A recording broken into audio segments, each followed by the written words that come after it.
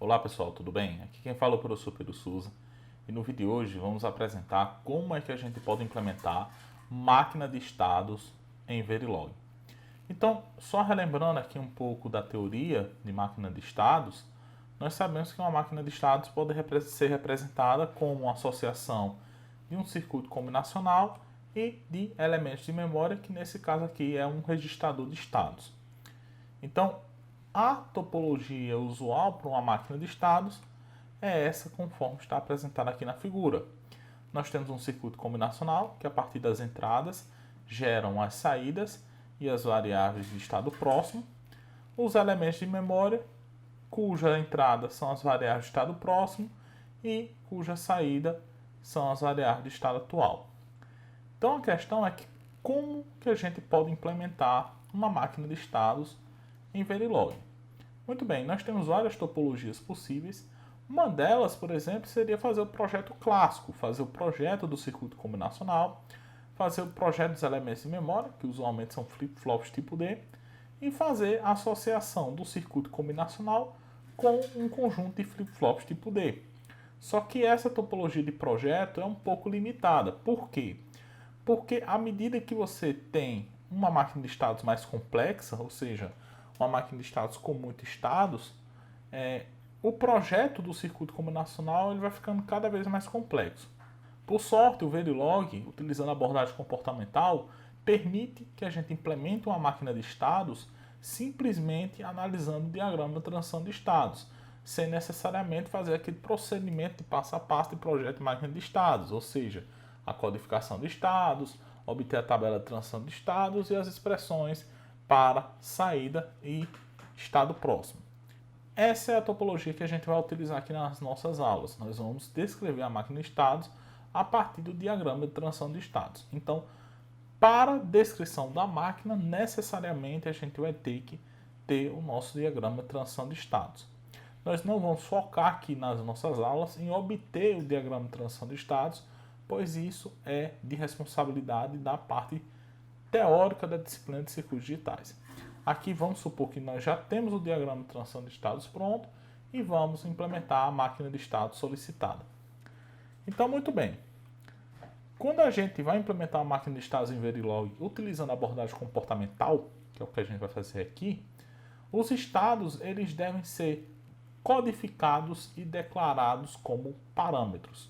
Então, se você tiver 4 estados, por exemplo, estado A, estado B, estado C e estado D, você vai declarar cada um desses estados, ou seja, o estado A, estado B, estado C e estado D, como um parâmetro e associado a cada um desses parâmetros, ou seja, associado a cada um dos estados, você vai realizar a codificação. E essas codificações devem ser diferentes entre si. Ou seja, você vai ter que associar um número, seja ele binário, ou decimal, ou hexadecimal, enfim, a cada estado. Então, por exemplo, se eu tiver 4 estados, eu posso associar ao estado A o número 1, ao estado B o número 2, ao estado C o número 3 e ao estado D o número 4. Também como eu posso associar ao estado A a sequência binária 00, ao estado B a sequência binária 01, ao estado C a sequência binária 10 e ao estado D a sequência binária 11. Isso aí é a nossa codificação dos nossos estados. O estado deve ser armazenado em uma variável do tipo registrador. Então vou ter que declarar um registrador, que é o registrador de estado. E nesse caso nós vamos utilizar 2 procedimentos dentro da descrição da nossa máquina de estados. O primeiro procedimento, a lista de acessibilidade dele vai ser os sinais de clock e, eventualmente, se tiver, o sinal de reset. E o objetivo desse primeiro procedimento é analisar o estado presente e as entradas para gerar o estado seguinte. Então, o objetivo desse primeiro procedimento é justamente gerar o estado seguinte, ou seja, o desenvolvimento dos estados da nossa máquina de estados. Nesse caso, nós vamos utilizar um case com o identificador sendo a variável de estado para definir o estado seguinte.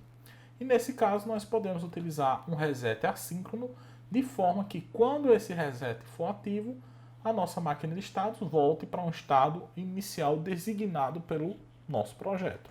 O segundo procedimento, por sua vez, ele vai ser responsável por analisar o estado presente e as entradas para gerar a saída. Nesse caso é importante dizer o seguinte: caso nós temos uma máquina modelo de Muri, a sensibilidade é apenas o estado atual. E caso nós temos uma máquina de Mealy, a sensibilidade tanto é o estado atual como a entrada. Por quê? Porque o objetivo desse segundo procedimento é definir a saída da minha máquina de estados. E no modelo de Muri, a saída depende apenas do estado atual. Por isso que a sensibilidade desse procedimento, caso a máquina que a gente for implementar seja Muri, é simplesmente o estado atual. Já no modelo de Mealy, a saída da máquina de estados depende tanto da entrada como do estado atual. Então, esse segundo procedimento, que o objetivo dele é gerar a saída, a lista de acessibilidade dele, caso a máquina for Mealy, deve ser estado atual e entrada. E da mesma forma, deveremos utilizar um case com o identificador da variável de estado. E em cada condição do case, nós colocamos as respectivas saídas. Caso a máquina for Muri, é simplesmente associar cada estado a uma saída. E caso a máquina for Mealy, simplesmente a gente vai colocar em cada condição de case um if com a nossa entrada para aí sim determinar a nossa saída. Vamos fazer um conjunto de exemplos nessa aula e na próxima, para ficar bem claro, principalmente essa diferença de máquina Muri para a máquina Mealy. O primeiro exemplo que eu vou fazer é uma máquina de estados que segue o modelo de Muri. Então, o projeto de número 19 pede para implementar em Verilog a máquina de estados com o diagrama de transição apresentado na figura ao lado. Então, nós temos 4 estados, denominados de A, B, C e D. A máquina é modelo de Muri, porque, como pela anotação do diagrama, nós vemos que, no diagrama de transição de estados, nós vemos que a saída está associada a cada estado. Então, por exemplo, a saída do estado A é 1, a saída do estado B é 0, a saída do estado C é 0 e a saída do estado D é 1. Então, muito bem, a máquina de estados estando no estado A, ela permanece no estado A enquanto a minha entrada for 1 e vai para o estado B caso a minha entrada for 0. Minha máquina de estados estando no estado B, caso a minha entrada for 0, ela permanece no estado B. E caso a minha entrada for 1, ela vai para o estado C. E a partir de agora, a minha máquina de estados estando no estado C, independentemente da entrada, o próximo estado é D. E a minha máquina de estados estando no estado D, independentemente da entrada, o meu próximo estado é o estado A. Nesse caso, as entradas desse circuito é X, que é a entrada da minha máquina de estados, o sinal de clock e o sinal de reset. E aqui eu vou definir, por questão do projeto, simplesmente que meu estado inicial é o estado A. A minha saída é uma saída só que eu estou representando de Y. Então, no estado A, Y é igual a 1, no estado B, Y é igual a 0, no estado C, Y é igual a 0 e no estado D, Y é igual a 1. Então, vamos agora lá para o quartos para realizar a descrição dessa máquina de estados. Muito bem, já criei o projeto aqui para adiantar com as configurações que a gente normalmente está utilizando. Já também criei um arquivo e vamos começar a realizar a descrição. Então eu vou dar um nome ao módulo, eu vou chamar ele de FSM1, FSM da sigla Finite State Machine, a sigla em inglês para máquina de estados. E nesse caso, as entradas é X, clock e reset e a minha saída é Y. Então no caso, X, clock e reset são entradas e a minha saída Y é uma saída de um bit só. Nesse caso, Y vai ter que ser output reg. Por que output reg ao invés de só output? Porque eu vou modificar esse valor y dentro de um procedimento always. Então, como eu vou modificar o valor de y dentro de um procedimento always, então y tem que ser do tipo output reg. Sempre se lembre que procedimentos só podem manipular variáveis do tipo registrador. Então, muito bem. A primeira coisa que eu tenho que fazer aqui é a declaração do registrador de estado. A minha máquina de estado tem 4 estados. Para eu representar uma máquina de estados com 4 estados, eu vou precisar de, no mínimo, 2 variáveis de estado. Então, meu registrador de estados tem que ter, no mínimo, 2 bits. Então, eu vou criar um registrador de estados com 2 bits. Eu vou chamar esse registrador de estado como sendo state. Muito bem. A outra coisa que eu tenho que fazer é a codificação dos estados. Nesse caso, eu vou declarar os estados como parâmetro e cada estado, que no caso é o estado A, estado B, estado C, estado D, eu vou codificar por uma sequência binária distinta entre si. Então, o estado A, eu vou codificar ele como sendo 00, O estado B eu vou codificar como sendo 0, 1. O estado C eu vou codificar como sendo 1, 0. E o estado D eu vou codificar como sendo 1, 1. Eu poderia fazer outro tipo de codificação, aqui realmente não ia fazer nenhuma diferença.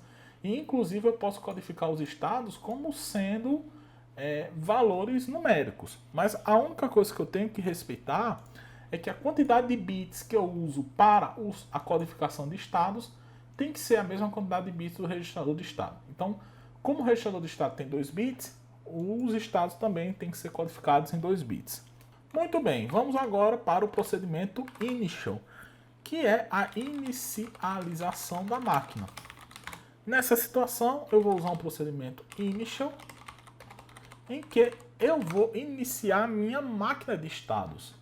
Para eu iniciar minha máquina de estados, basta dizer que meu estado inicial é o estado A.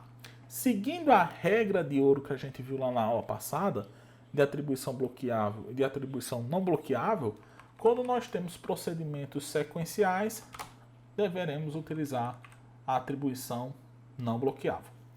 E a minha saída deve ser igual a 0. Aqui só um parênteses, tanto faz se eu utilizar a atribuição bloqueável ou não bloqueável. Mas para seguir aquela regra que a gente viu na aula passada, em que a gente falava que lógica sequencial utilize atribuição bloqueável e lógica combinacional utilize atribuição não bloqueável, vamos fazer desta forma também. Muito bem. Vamos agora para o primeiro procedimento, que é o procedimento para determinar estado próximo. Então, esse é um procedimento do tipo always e aqui não tem segredo. Ele é sensível ao clock e sensível ao reset. No caso, eu vou dizer que ele é sensível à borda de descida do sinal de clock. Então, neg edge, clock. E eu também vou dizer que ele é sensível à borda de descida, neg edge, do meu sinal de reset, ok? Então, esse procedimento é sensível às duas bordas, a borda de descida do clock e a borda de descida do reset.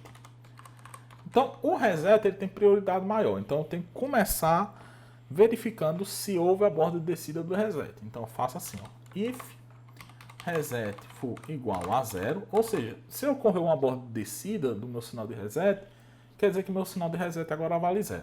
Então, caso o meu sinal de reset valer igual a 0, o que eu tenho que fazer nesse caso? Eu tenho que dizer que meu estado próximo é o estado A. Então, a minha máquina de estados volta para o estado inicial, que é o estado A. Então, caso eu der um reset, a minha máquina de estados volta para o estado inicial. Vamos agora fazer o else. O else, nesse caso, corresponde à borda de descida do sinal de clock, não é? Então, nessa situação, eu vou fazer um case, como foi dito, o case com o identificador sendo a variável do registrador de estado. E aqui, para cada case, eu coloco todos os estados possíveis. Estado A, begin end. Estado B, begin end. Estado C, begin end. E estado D, begin end. Muito bem. Vamos começar a descrever qual vai ser meu estado próximo para o estado A, para o estado B, estado C e estado D. Muito bem. No estado A, caso meu estado seja o estado A, aí eu tenho que verificar a minha entrada.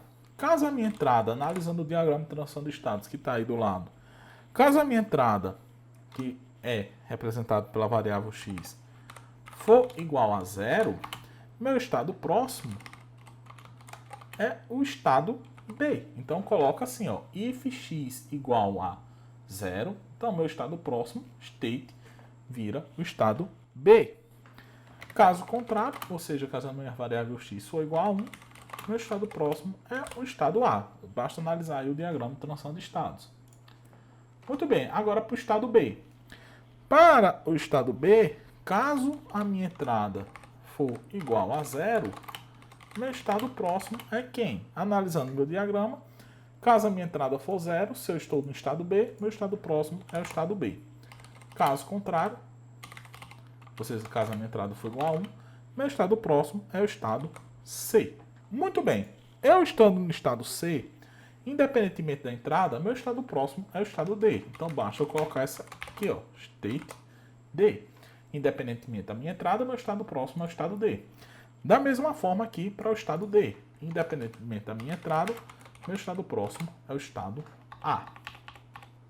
E aqui está finalizado o nosso primeiro procedimento. Muito bem, fecha aqui o meu else, né? Else que está aberto aqui. E aqui fecha o meu primeiro procedimento. Agora vamos para o segundo procedimento, que é o procedimento de saída.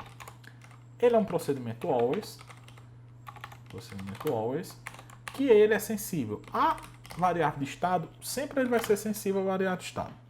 Ele pode ser sensível à entrada. Aí a pergunta que eu tenho que fazer é se esse procedimento always, se essa máquina de estado, desculpe, é uma máquina modelo de Moore ou modelo de Meade. Pela discussão que a gente teve anteriormente, a saída depende apenas do estado atual. Como a saída depende apenas do estado atual, então essa máquina é modelo de Moore. Então, esse procedimento always, ele é sensível somente à variável de estado. Dentro desse procedimento always, eu coloco um case com a variável de estado atual. Um case com state. E aqui dentro desse case, eu coloco todos os estados possíveis da minha máquina, que é A, B, C e D. Para o estado A, a minha saída vai ser nível lógico alto. Então, a minha saída Y é igual a 1. Para o estado B, a minha saída é igual a 0. Para o estado C, analisando o diagrama, a minha saída é igual a 0. Para o estado D, a minha saída é igual a 1. Veja que com cada condição do case só tem uma linha, eu não preciso colocar o begin e o end. Além disso, eu coloquei atribuições bloqueáveis, porque a determinação da saída é feita através de uma lógica combinacional. E por isso, segundo a regra que a gente viu na aula passada, a gente utiliza atribuições bloqueáveis para a lógica combinacional e não bloqueáveis para a lógica sequencial. Muito bem, terminei meu segundo procedimento e agora acabou a minha máquina de estados. Fecho o meu módulo. E aqui está o nosso código referente à nossa máquina de estados. Vou salvar, vou definir ele como top level e vou realizar compilação. Esperar que não tenha nenhum erro. Muito bem, a compilação foi efetuada. E aqui, para trabalhar com máquina de estados, o Quartus tem uma ferramenta bem legal, que é a ferramenta de verificar o diagrama de transição entre estados.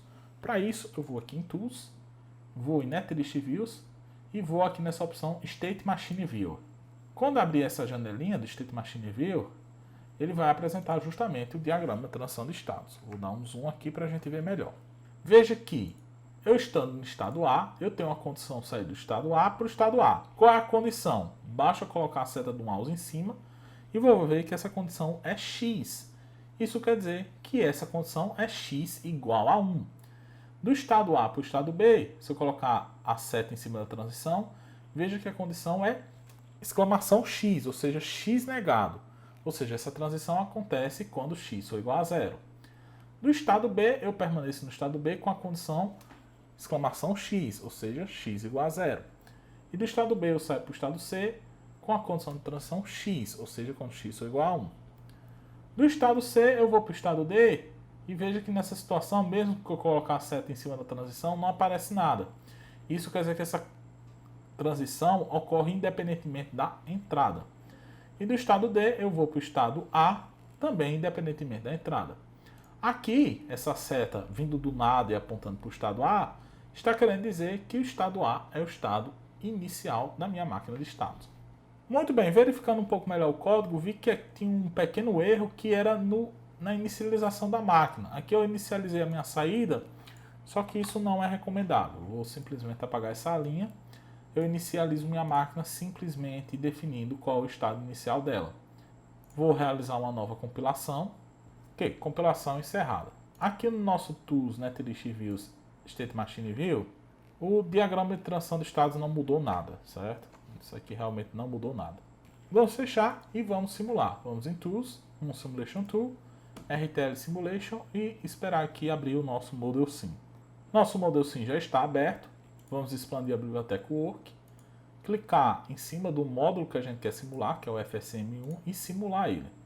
Aqui eu vou fazer o seguinte, eu vou arrastar todas as minhas entradas e as minhas saídas, mas também eu vou arrastar o estado, porque aí fica melhor de eu enxergar aonde está a minha máquina de estado nessa situação.